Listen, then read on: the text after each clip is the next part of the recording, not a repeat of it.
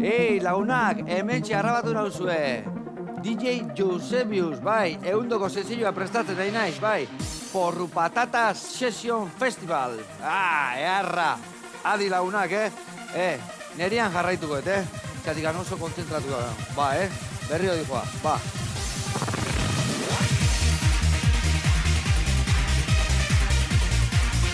Guazen tu galerian, gora!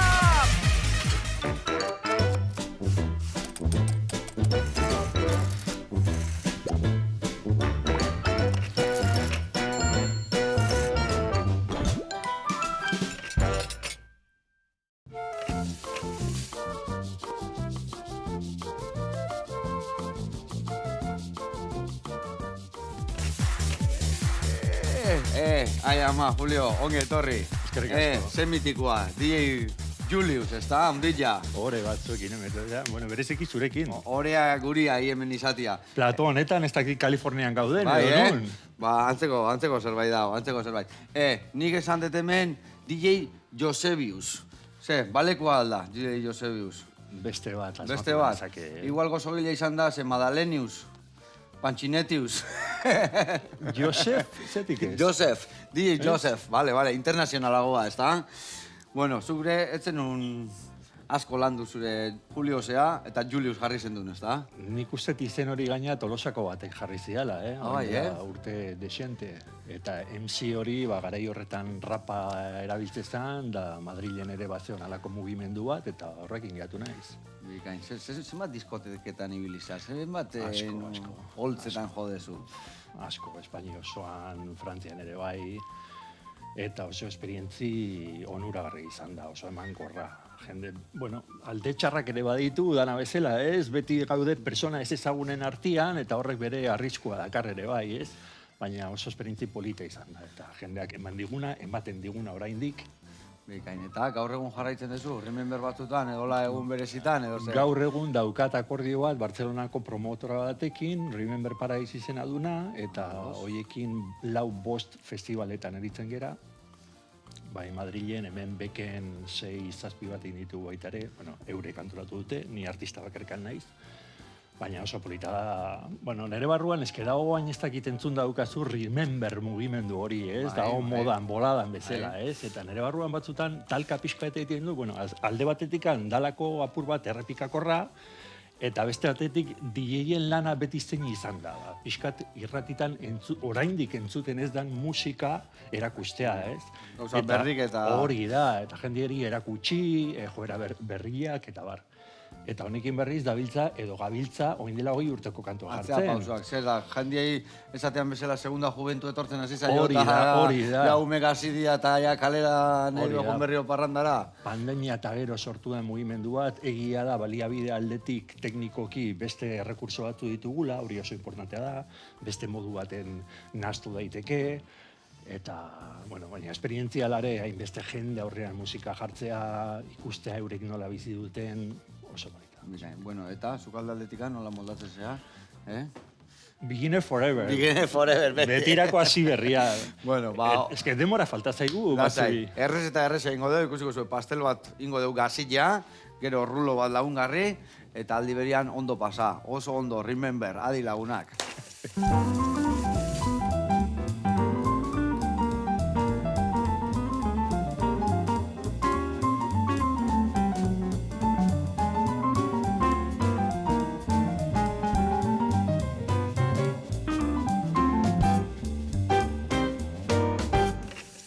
Bueno, lagunak eta Julio, garatuko izuet pausuz, nondik nobiliko behan errezeta hoiteko garaian, bale? Eta ingo deuna da esan deun bezala pastel bat, gazilla, eta eamango patata, tipulina, irugilarra, esnegaina eta gazta. Ingo deuna da patata zuritu, xerretan moztu, egozi txiki bat emango dio, eta beste alde ingo deuna da tipulina irugilarrakin goxatu.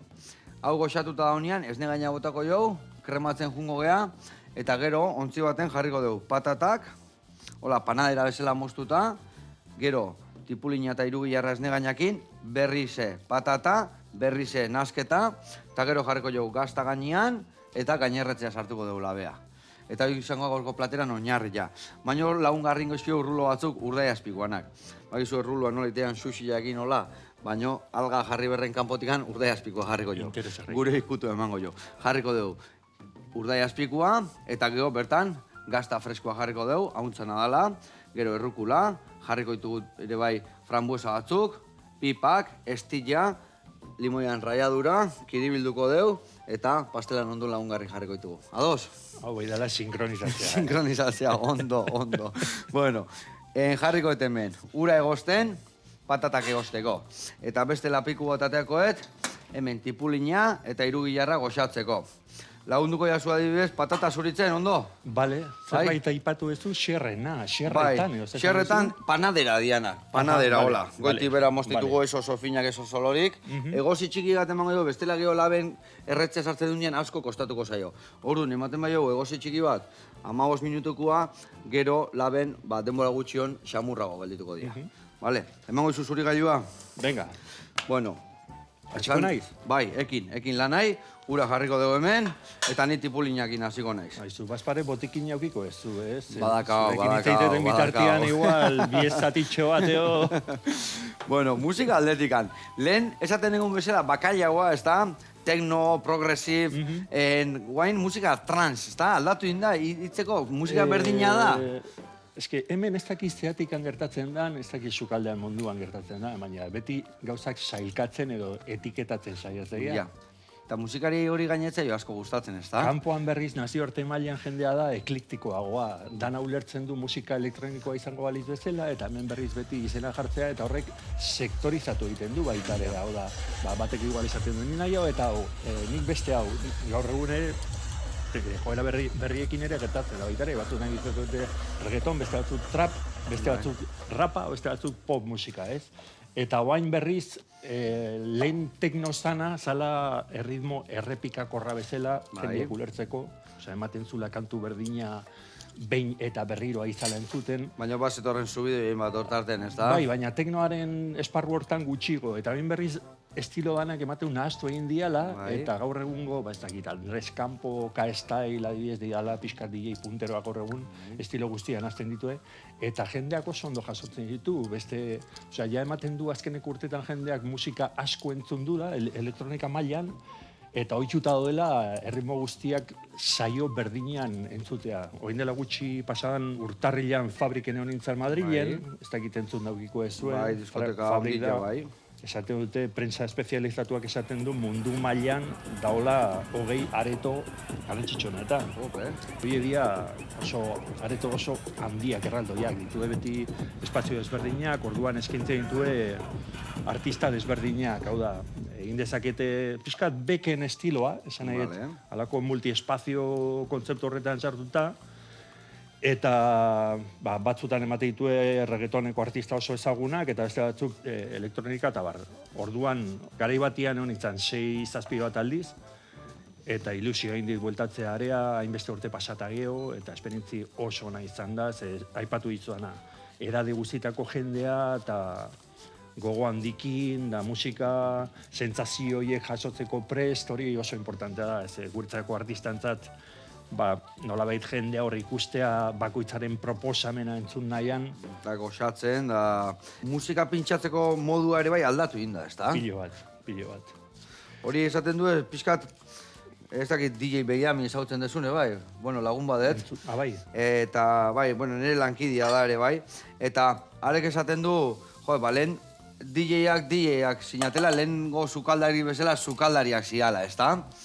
Gixatu ite zuten, goxatu ite zuten, vinilok aldatze zituen, eta nasketak iteko garaian, gaur egun 4 eta 5 gamako janariak ingertatzen den bezala, batzuk berotu eta platera eratu iten dute, eta hori ere asko gertatzen da gaur egun, ez da? Igual DJ bat kantuak ez ditu ez da naztu, jarri jaia, ez da? Men gauz asko dago, adibidez, aipatu ezu beste artista bat, zuk telebistan abeslariak eta musikariak eta elkarrizketetan entzuteakoan ez dute inoiz bestengandik gaizki hitz egiten. Hori oso kuriosoa da. Beti ematen du mundua perfektua dala, azkeneko diskua, euren bizitzako honena eta bar, ez?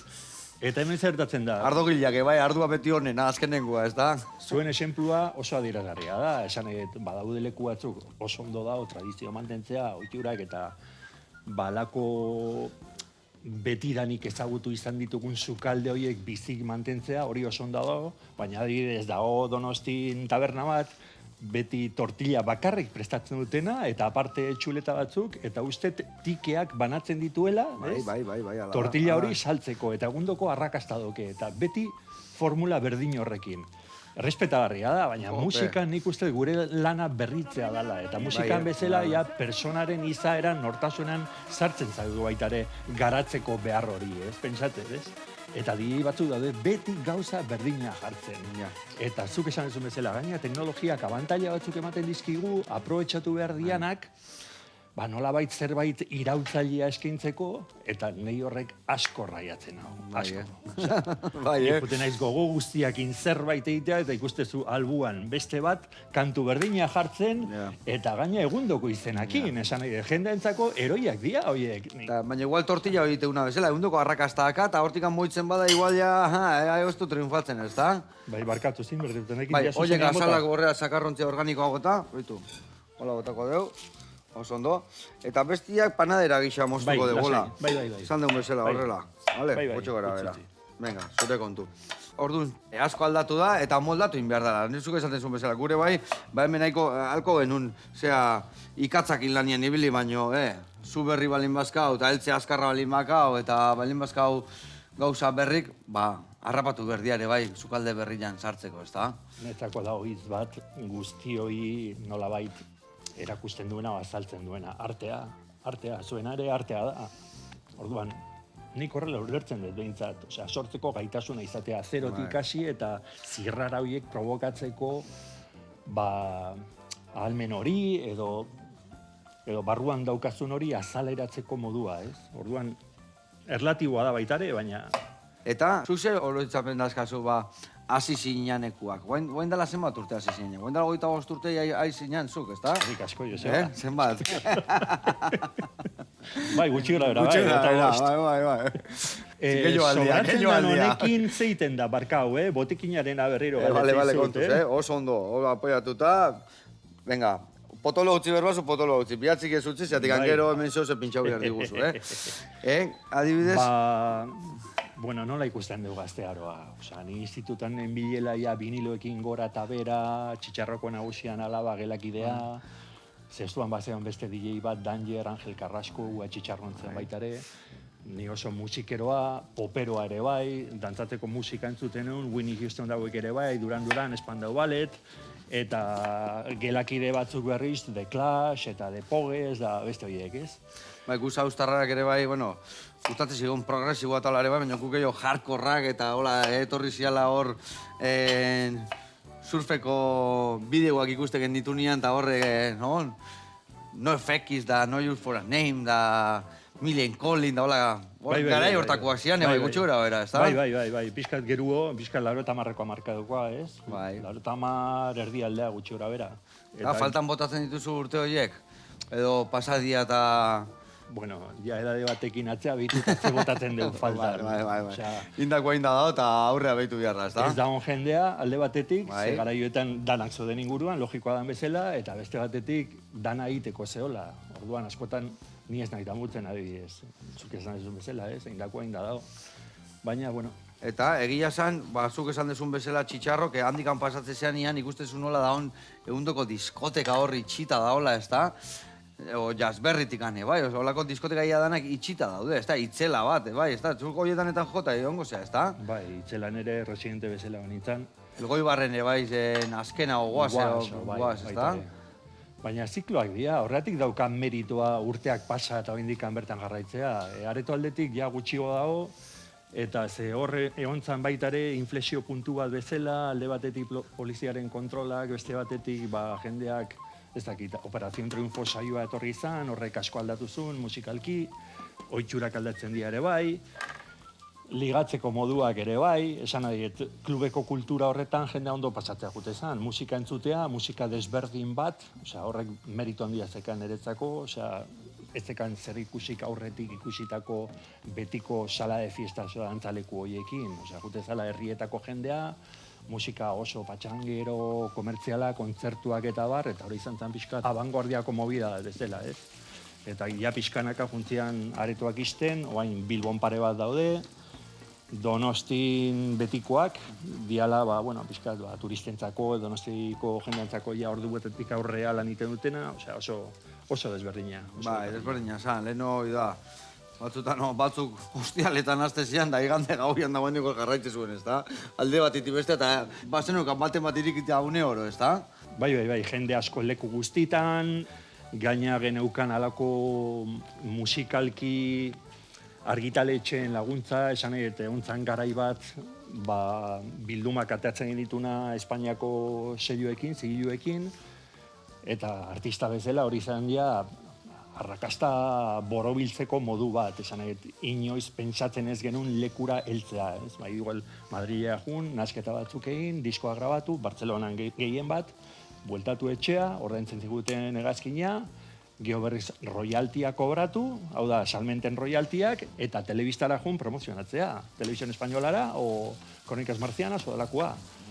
Oso urrezko garaia. Baina adibidez, enlenore gutxio sinaten esate bateako, ez da artista horiek, gaur egune bai aparatoekin da etxeko eta teknologiekin edozinek ateratzen ditu kantuak ere bai, ez da?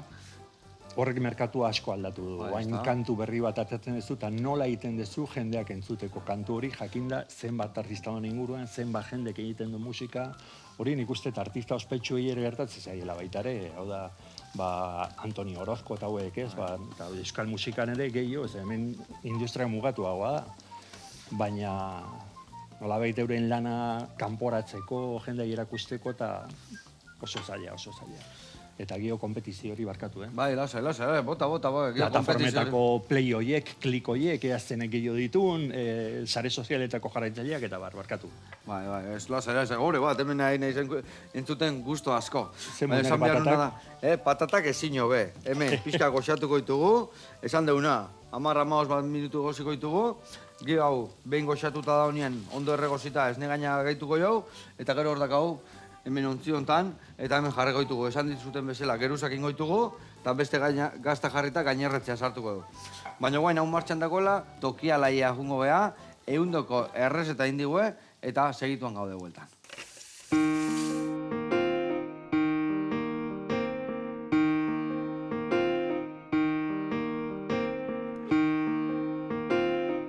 Kaixo, Joseba, ni Maider naiz eta Araman gaude. Gaur kontan, aurkeztuko dizu nire proiektua, Aramako tokia alai jatetxea dela.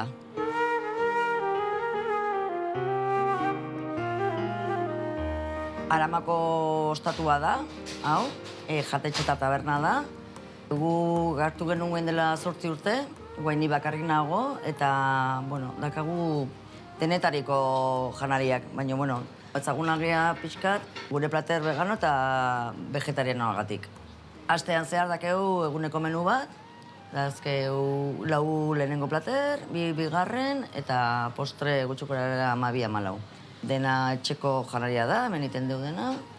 Eta, asteburutan karta dakeu, eta jende vegano eta vegetariano asko etortzen dira baita ere.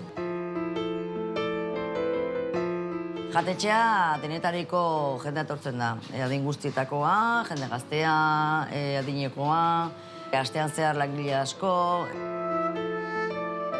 Eta guain sukaldera pasako gea, eta oso plater berezi bat eskainiko dizuet.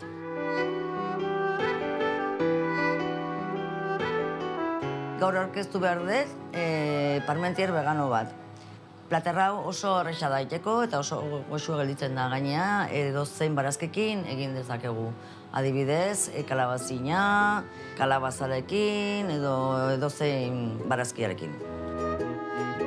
Aurrena barazkiak mozten ditugu. Azten geha zalerorakin, zuei txikitan iten deu, brokolia ere bai, 20 minutu gutxi gora bera. Gero pasatzen geha teizuriara eta lekara.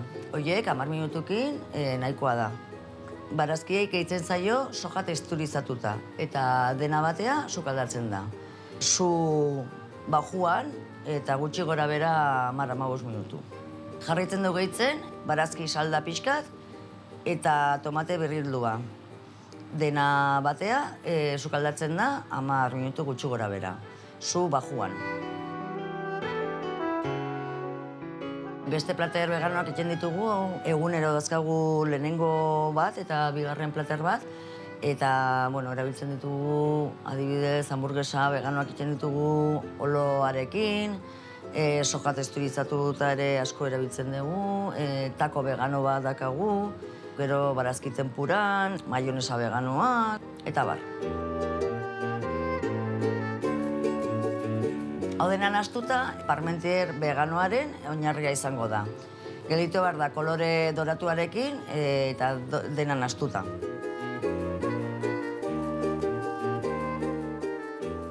Urrengo pausua, patata pure vegano bat itea da. Orduan botatzen zaio, patata, ura eta margarina pixkat. Gelditu behar da oso lodia. Hau dena inda dakagunen, gainean jartzen dugu patata purearen geruza bat, eta bere gainen gazta vegano pixka jartzen da. Hau dena dakagunen, laben sartzen dugu, 180 gradu gutxi gora bera eta 10 minutu. Pixka gazta gratinatzeko. Azkenekoa izango zen muntaia. Horretarako molde biribildu bat beharko genuke. Molde hartzen dugu, parmentierren sartzen dugu, eta horrela geritzen da gure parmentier biribila. Eta horrela gure platera preste hongo zen.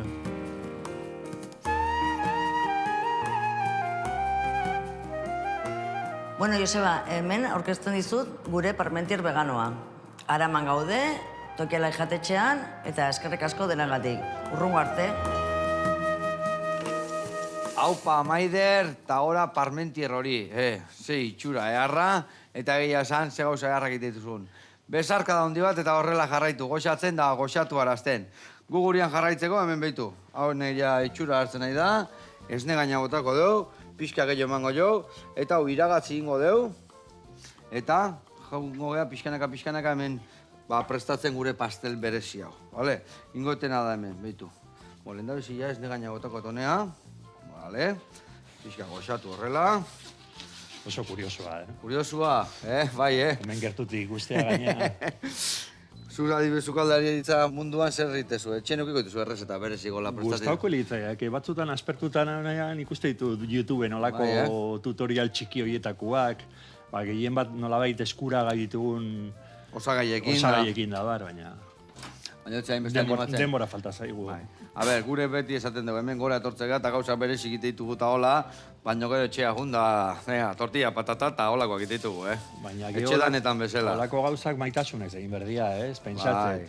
Denboaki, maitasunez eta patxada hartu eta goxatzen jun. Hemen behitu, jungo zea goetxo bat jartzen, bale? Patatana, emango izu bizardezka, jartzen duzu goetxo bat, eta gero honen erdila botatzen dugu. Gero beste goetxo bat jartzen dugu, eta beste erdila gota eta gero gazta jarriko dugu gainean. Bale. Betu hau honeago jarri nabazu. Bale, zuk esango jazu, eso zera eskite malimadet. Lasai. Desberdina gazi baino, nik azotan esate eta batzuk, hau fina moztu ez dela hori, moztu eta ondo goxatu eta maitasunak egiten mozu harra ateatzea. Eta hau normala da, barrukaldian horrela beste kolore bat izaten? Bai, hori da, segun nola hasten dan patata, bai. Ez da zer gertatzen, hori bai. Indeu egozi, ez guztiz, zatik angoen labean sartzen duenean beste 20 minutu egongoa eta hor bukatuko da egiten. Vale? Bueno, beste galdera azkar bat botako izut. Bota. Patatek frigitzeakoan ere komeni da zu kopuru baten egitea lehenengo igual 6 zazpi eta gero azken txampa hortan pixka fuertio jartzea? Hor bada teknika desberdina, baina adibidez gu bai jatetxetan daiten deula da aurrena konfitatu esango genuke zu basuan, eta gero zua igo eta azkenengo pregiptu puntua eman. Kanpotikan kurruskari gelditzeko eta barrutikan xamurra. Baina ere bai etxian iten duenean sekretuan kontako jat, botatzea emate ziote hurra eta gaurrea. Bueno, adibidez, zuk ere bai, sesioak iteko garaian. Goendala, sesio berri bat inberbazu, remember bat, zeiten dezu. Goendala 25 urte iten zenun bezala, o moldatzen dituzu abesti horiek, nola kudeatzen dezu hori? Nere zalantzaik handiena beti izatea nola hasi, ze kantukin hasi. Baina zire fuerte, biharra, eta aperitiboa bezala da. Fuerte, baina ez fuerteena. Orduan, psikologikoki hori oso garrantzitsua da. Eta gero denbora asko pasatzen ari saio bakoitza prestatzen, asko. Bai, Osea, nolabait lehen esan dizudan bezala, osea, gure erronka, gure helburua beti da sorprenditzea. Hau da, jendeak behintzat jakinda sarrera bat ordaindu dula, jakinda zenbat jende da on, jakinda zurekin kontatu behar dutela nahi ezula. Orduan horrek netzako, psikologikoki, ez dut esango gogorra danik, baina kezka handia sortze dizkit, topatu berdezu oreka puntua bezala, esan jendeak batzutan betiko kantuak ez du nahi ditu. Imaginatu ezaket Rolling Stones adibidez, ez, kontzertu baten, edo, ez dakit, Alejandro Sanz, zerbait berriago aipatzeatik, eta jendak nahi ditu betiko arrakasta horiek entzutea, jakinda horiek, euskal zenbat disko kaleratu dituen, Eta beha igual kokoteaino dago kantu egotatziaz, ez da? Eta zenbat eundaka edo mila kantu egon daitezke, jakinda, urte horietan 10 urte egon ginala astebururo kantu berdina jartzen. Eta jendeak berriz nahi ditu betiko kantuak entzun. Hori alde batetik, orduan, hori jakinda nola sorprenditu ezakezu. Nolabait, nire formula personala da, hori gaur egungo musikara ekartzea, esan erritmo berriak sartu, nahasteko moduare, pixkat garapen hori erakustea, batzutan, platerik ez daukagu, baina reproduktoreak guretako platoak dira, bakizu ez, betiko diskoen reproduktori horiek. Gaur CD-ko reproduktoreak eramateia, non USB dispositu bat zarteianak, eta manipulatzen dira platoak izango balira, viniloakin egongo bazina bezala. Orduan, nik batzutan 4 kantu batea jartzen ditu saio berdinean. Esan, momentu zehaz batean ez dakit zenbat jende konturatukoan, baina da nolabait espektakuloa sortzeko, emateko modu bat baita ere, jakinda zenbat ordaindu duten sarrera, jakinda kontzertu bat ikuste dihoaztela, ze hori ere asko aldatu da. Leno geuden dantzaleku baten bigarren planoan bezala, ez? Pixkat hilo musikal hori edo horrela pixkat urrutitik entzute duzun musika jartzeko, eta oan ja... Batzu badaude izuei beira hor motiboetan, baina pentsatu sartzen dira dantzalekura behaien eragotea, ez da? Bai, hori zeharo aldatu da. Osea, ja jendea diokoa DJ-a ikustea zuzenean. Orduan horrek ere presio asko zartzen du, nik denbora asko pasatzen saio bakoita prestatzeko, hilabete terdi, erreix. Eta gero saio hori errepikatzen duzu, bira guztian, adibidez. Edo, segun noa zoazen, bere ikutua emate jozu, ez da? Aldatzen saiatzen naiz beti. Dana oso neurtua, dana oso kontrolatuta, ja aurretikan ja badaki saioa nola geratuko da. Eta horrek lan askoak aurretikan, ez da hori prestatzeko? Asko. Eta gero badaude beste batzuk, hortik bizi dianak, gutxi batzuk, eta daudela etxean egunero estudioan, da orduak sartzen, barkatu, Beste geruzago jarriko jo, bai. Eskuz? Bai, ja pixkate peldu dira eta alba zueldu, ondo. Nire izan panaderoen esko eskatzen nahi, sarratzen jende esaten, nola sartzen zu bolillotan esko, barruan sarteta. Gio, hola eta listo. Hola jarriko deu, vale. Eta, adibidez, zeuki behar du sesio hon batek. Ose zintzeio falta. Oso zaila da. Leheno beti zion, ez da? Txitxarroa gunda, sirena, gero kia, holako gauzak ja, ez dia erabiltzen jarraitzen dira? Netzako lehen esan dizuana, helburua dela sorprenditzea. Osea, nolabait jendeak espero ez duna ematea. Eta saioaren estruktura aldetik da pelikula bat izango balitu ezela. Osea, hasi fuerte, pelikuletan gertatzea. Enganchatzeko, ez da? Hori da. Katiauta gelditzeko. Eta gero garatu jendeak lo hartu gabe, logikoan bezala, eta progresiboki goruntzun amaiera arte. Eta gero bere puntu nolabait esateko erromantikoak ere provokatu ere bai, esan nahi, gaur egun asko eramaten da irratitan da entzuten dian azkeneko urtetako kantuen bat hartu, nolabait eguneratzeko proposamena, dalakua. Eta ahotsa igual soilik atea, eta ahots hori beste erritmo berri batzutan aplikatu. Orduan, musika geratzen baldin bada, jendeak ulertzeko, erritmoa etendu egiten da, eta halako koltsoi instrumental bat entzuten danean, ahots hori nota berdinean sartu. Kreatiboki sormen aldetikan balio bat dauka, eta sortzen ez zuelako momentu, berri bat bezala. Baina, zuk esan dezun bezala, batzuk pelikula ikustea joteia, o batzuk baskaltzea joteia jatetxe bateak, gozatzeko baskaltzen da listo, baina beste batzuk daude, begira, zer da honor, nola da hon, mamilla, zer egin naztu ezun, fusioien bila, ez da? Horre, jende desberdina da, kasu goltza aurrian, ez da? Bai, lehen esan dizuan, bezala, netzako hain serioa da guzti hori, hain serioa da egiten detena, gero berriz, horrek olako decepzio txiki bat sortzen dula zer ezu. Hainbeste lan zertako, zenek ulertu berdu hau. Askotan ezagutzen gaituenak ere ez digute ulertzen. Orduan, azken batean ez ulertu batzuk, ez? Bueno, hemen itzein da hau labea ziagia, Egundokoa. Bi sobra bendia, kasualitatez. Batzutzako eta bestian netzako. Eskerrik asko. Bueno, eta hau barruan sartzen duen bitartean, eta hau aura sartu baino lehenu erreportaia noagoa zen esango izuet. Etxe txipia jungo gea, ikusiko zue, baserri mitiko bat, beti ardik eukitu, oliuak, txerrik, eta gaur erakutsiko dugu, zer dakaen behaien baserrian gaur egun. Guazen ikastea.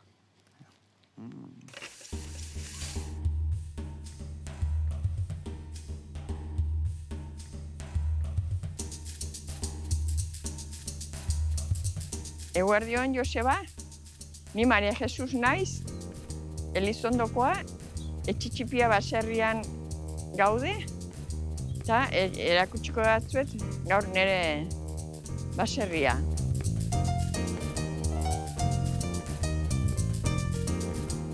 Pues ni hemen sortu nintzen baserri honetan etxitxipian, eta ni naiz 5. generaziona.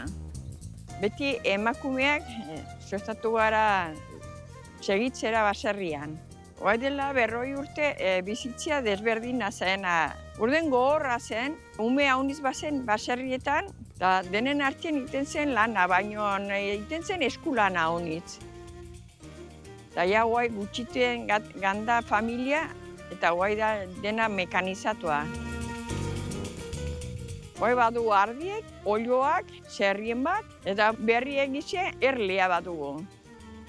Pixke bat atratzen dugu. Hoai nola jubileta nago, pixka bat hobi bezala itzen gara. Hoai daukagu 80 ardi, denak latxa burubetza. Eta lehen 3 egun betola gintuen. Egoten dire beti kanpoan, eta egon neguen segun denbora. Una balin badago, egoten dire egunez kanpoan, eta hoi bai, gabaz beti barnean. Hoai iten dugu eskuz deitzi. Maten dugu pentsue, jaten dute belaiko pentsua berdea, eta gero hartua eta zebada. Eta lotzen dugu lepotik, hartzen dugu 2 eskuekin, 2 titiak, eta iten dugu sustraitu hortik esnia. Tiratu pixka bat, baina minik ez manez. Esnia atratzen da epela. 8 gradu, 6, segun uda, negua, udaberria, segun baina hor. Eta gero iten da oztu, 4 gradotaro, eta hortarako botatzen dugu ozgailura. Hoai esne guti daukagu. Bilotxak eraten dute, iten dugu pixka bat haunditu, eta ordean, 8 litro 10 ez dugu gehiago. Hoai pasateko gara gazna teire eta azaldeko datzu ze motatako gazna iten dugun.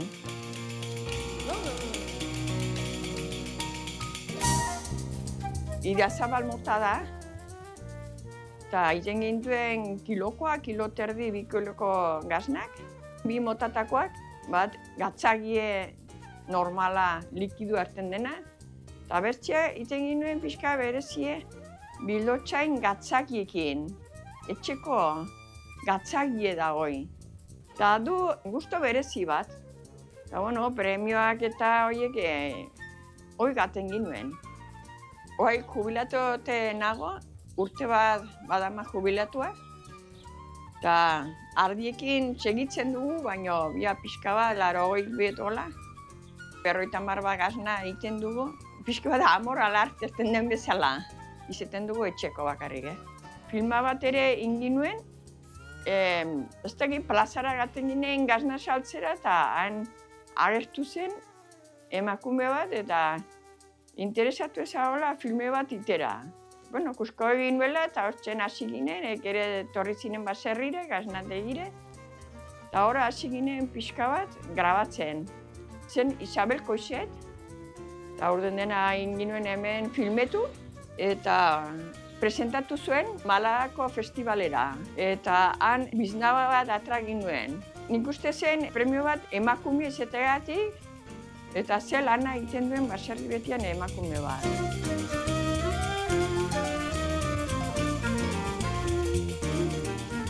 Bueno, Joseba, espero dut gustokoa izatea, nire historioa eta nire gazta. Agur, Elizondotik.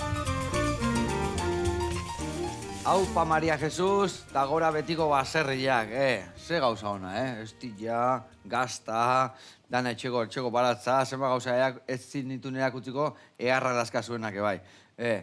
Hori ere galtzorian dago, Bai, gaur egun, zaten bezala, elbestia gube zebila sarri eta musika jarri eta gaur egune bai. Supergemet kartutu gajun da danetik handakau.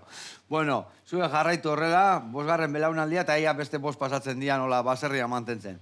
Gurean jarraitzeko. Labian dakau, gure pasteloi betu itxura erra dakana, gainerretzen nahi da, hoi beste 5 minutuan listo dakau. Eta bitartean rula hauek prestatuko ditugu. Ingotena da ni, Julio, betu, gazta honen... Ze usai ona, Joseba. Usai, iriki deunean da itxi, Eske gazta erretare gauza erra da, Betu, hau, busketa moztuko ditugu horrela, Luxi aska, eta honi moztuta utziko ditut. Gero bideo jungo egiten, bale? Roluak. A ber, ni uste, ez da gitarak ingo ditugun. Horte xinte busketa daude, ni uste plateraratzeko lago 5 bat nahiko izango ditugula. Kontuz bidezakin. Bai, lasai. Ni gero ez pintxatu biharre. Zuek adibes nik hemen askazala, gondo eta makilatu. Zuek, ze jumertete, jaskerari garrantzitsua da hola jote zeanien holako leku batea? Nere kasuan ez dintzen. Zuen kasuan ez, zeatik anez. Ni xume, azkeneko 2 urtetan, ja, nierreta maitu nun, Bai, batipat Donostin 10 urte pasata geho. Baina batzu segitzen dute, beti elektronikako zigiluak edo artisten izenak edo bakizu ez dakize elektro, ez dakize records da estilo horretan. Gaur egun, zuri ez, zu ja, ez hombre, ja nivel batea iriste zenien ez tezu bihar, ez da? Ez dakit horretik izango da, ez dakit. Gauzak ja beste ikuspegi batei guzti dituzulako, edo... Bueno, a ber, martxan jarriko gara eta galdetera gehiago ingo izkizu zeituen, Zatik badakit DJ-a izan zehala, jarraitzen dezula izaten, baina gaur egun idazlia ere bazehala. Beitu, ingo deuna da, hemen jarri urdea azpikotxo bat, horrela xe, bertan, adibidez, bete, dana eskura jarrikoet. Hemen dikan ateako deu, gazta pusketa bat, denak aprobetxatuko ditugu. Adibidez, horrela xe, tak, gazta. Vale, gero jarriko deuna da, errukula pixkat. Venga, gehiagi gabe. Hola. Gero, adibidez, pepita batzuk. Triki. Gero, mugurdi pare bat. Horrela xe. Oso erresa mateu, Erresa mateu. Erresa da. Pintxatzia baino erreso, lasai. Gemen, limoi pixka botako deu. Freskotasuna emateko. Eta historia bukatzeko. Hartuko deu estilla. Estilla ez eroitzeko eta ez zikintzeko batutan, bakizu, beti estillan zorrua zikina hotela, ez da, bastarra. Batak, imerdana da, hartzezunean, tita, eta hor geldi duitea, ikustezu? Eta gelditzean nian, hemen jarri, estitan toga botatze deu, eta hemen berrio tiki-taka, eta honeko osotasuna eharra emango jo. Eta hemen ingo nuen dagoen kiribildu, bale? Eta holako pintxituak ingo ditugu, bale? Venga, bat. Bueno, ordena jaztu intzaite. Probatu ezaketa hauetako bat? Bai noski. Ordena, nahezuna. Hemen ordena gestu izorratzen. Danetik pixka sartzen bazu. Danetik pixka sartu eta gehiagi sartzen badeu ezin dugu ez da kiribildu. Orduan, hartu hor, hemen dakabatu gozagaiak eta txerrek itxarraka jungo gehaiten. Bueno. Vale, nik ingotena da, gero hemen jarriko ditugu. Bueno, eta hemen atako deu. Iore bai labetik atatzen deunean. Esan deuna, idazliana. Noiz hasi zinean idazten, noiz esan zenun... 2005an ezin nintzen, proposamen bat pasatzi daten, ez dakitzeatek egia esan. Estatu mailan atatzen zen aldizkari espezializatu baten, zutabe bat idazteko hilero. Eta zutabe bikin hasi nintzen, gero eta gehiago gustatzen zaidan, eta erabaki nun nire bizipenak, 5 urtetan bizi izandako bizipenak liburu baten biltzea, eta novela moduan pixkat jorratzia. Eta horrela 2007an lehenengo liburu argitartu nuen, pentsatzen nun ez neukala energiarik beste bat idazteko, saiatu nintzen, da 2013an gutxi gora bera ez dakizteazki beste novela bat atean nun, da horrekin ja urrengoa uste izan zala El Conquist saioko liburu ofiziala, hori uste 2005an izan zala. Eta El Conquisteko liburu atea eta geho, okurritu zitzaidan lehenengo liburua zineko gioia bihurtzea. Eta aktore batekin hitzein nun, esan zian gutxi gora bera nola egiten zian, da bar, ikastaro bat egin nun online, eta gioi bat idatzi nun. pasagenion Pablo Barrera izenadun oain hauek. Bitu, jarraitu nahi. Bueno, Vale, venga. barkau, Bota. Pablo Barrera. Zumina eman, garrantzitsua da, bezan epentsu egin gaitu. Pablo Barrera izenadun Bai. zuzendari bati, oso ezaguna dana, Espainia mailan, eta ari asko gustatu zitzaion, beak alakoa moldaketa bat entzun gero, eta ez genuen suerte ikioki, hemen lortu genuen ekoiztetxe bat, Madrilen berriz ez, orduan segitu nun gioien mundu horrekin. Eta orain dakat zineko ekoiztetxe txiki bat, Aski Zinema izena duna, azkeneko, orain dela 2 urte terdi hasi ginean, plataformetara proiektuak bializ, eta ja heldu da puntu bat, plataformekin harreman oso ona dukaguna, danok ezagutzen dugun plataforma hauek, Latinoamerikan ere bai, eta gaude talde bat, 6 lagunekoa, bat dago Miami, bestia Los Angelesen, bestia bat Kolombian, bestia Venezuelan, ni hemen, Madrilen beste bat, 6-7 lagun. Eta hor gabiltza, baina egundoko erronkan sartuta. Pasadan urtean, ia 2 pelikula kolokatzen dituen plataforma baten, ez dut izena izango bazpare, eta oain daukagu pelikua bat, alako erreakzio positiboak piztu ditunak, pasanion Euskal Herrian oso ezagunan aktore bati, nahi du papera egin, eta beste emakumezko aktore bati Euskal Herriko baitare oso ezaguna, arek flipatu gintzun proposamenarekin, ze pixkanaka astezea nolabait, ikusten zertan fallatzen dezun, lana hobetzen, jakiten baita ere, plataformek ze eskatzen duten, hori oso importantea da, ez daude, momentu ero daude euren irizpidia aldatzen, pixkat ikuslegoaren arabera, eta hortxe gabiltza. Zaburu larri.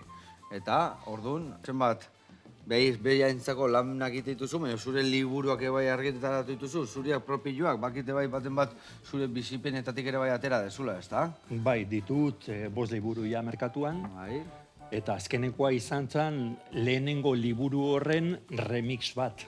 Ze lehenengoa idaztezunean, hasi berri batzea, berriro hasi berriaren hitza, ez dakizteatik daukat beti sentsazio berdina. 0tik hasten naizela, pentsatzet beti. Orduan pentsa honun, nik uste toan ja esperientzi bat lortuta geho, merezi dula liburu hori hartu eta berri idaztea. Orduan, hori hona da gozatzen jarraitzeko, ez da? Berriro azten zeranean eta azkenean ematen dunean, dakizunean, daien da honean, nik usten dut, zozen berri jitezunean gehiago gozatzen dezula bizitza honetan, ez da? Nik uste hau ondo ulertuko diazula. Batzuentzako egoneza hitza negatiboa da, ez? Eta netzako berriz da egunero sentitzen detena, osea, zerbait positiboa. Zako ez daka kezkarekin zer ikusik. Dudik, gabe, bori batek esate, lagun batek esate, ora, izu busten bazu dena kontrolpial dakazula, da etxalai bizitza ondo aprobetxatzen. Dana kontrolpian txeka dara, alperri galtzen nahi ez denbora. Zio zeuki berde txintxilika, bizitza ondo. Bueno. Bai, pixkat masokistak edo baita. Bai, baita ere. Hori geho, segun norbea nolakoa dan, ez da? Bai. Bestiantzako dana ona batzuntzako, bestiantzako ez da. Ebituzak hemen, ebituzak honek, nola da honan purpurian, Eharra indiu gaurkoan, bai. Hauek edo jarraituko duke joiten, Zeratik hemen ere, betu, hauek, hola, galditzea batzen, 3 bakarrekin gaituzu. Hori, kiribildu, danetik bota diozu, ez da? Bai, ikustez bai, ez? Danetik daka. A ber. Hemen txijarreko ditugu pintxituak horrela. Rulotxuak. Tak. 2. 3. Bikain. Berde pixka ikusten ez da okuidukan, izango dugu perexilia dela eta listo. Bueno, hau horrela, xe? Bueno, ia ez da gertzen. Amen. Ondo. Joder, eskerra, ni zoze pintxateten nian zuri hori bezain ondotetzen bazait, Bueno. Ezin jo, Bueno, baldakazu zerbait lotuta hurrengo rememberra honun izango dan edo... Azkeneko 2 urtetan beken 2 ekitaldi izan dira, Remember Paradiseko promotora horren eskutik, eta pasan urtean erabaki zuten ekaineko ekitaldi hori beste espazio batea pasatzea. Full izenadun, aretoa da, baina hauek oso ospetsua dira, fama handia dauke, ze kanpoan udaran montatzen ditu delako, telebistan da, plataformetan ikusten dira festival hauetako bat. Eta probatu zuten pasan urtean, da kriston arrakazta izan zen. Nik zaitu gordo. 7.000 bat lagun, arratsaldean, oso polita, oso erakargarria. Bueno, hori eramatea guain tardeo eramatea ere bai, ez da? Baita. Beste formatoa da, baina, eskertzea, noiz behinka tarteka horrela DJ-ak egunez ikustea ere bai, ez? Kanpoan existitzen den zerbait da, baina hemen Madrilen da Alicanten da asko baitare, baina hemengo kultura beste bada, bakigu. Eta orduan ekainean hori, Zaragozan beste festival bat, eta aurrena.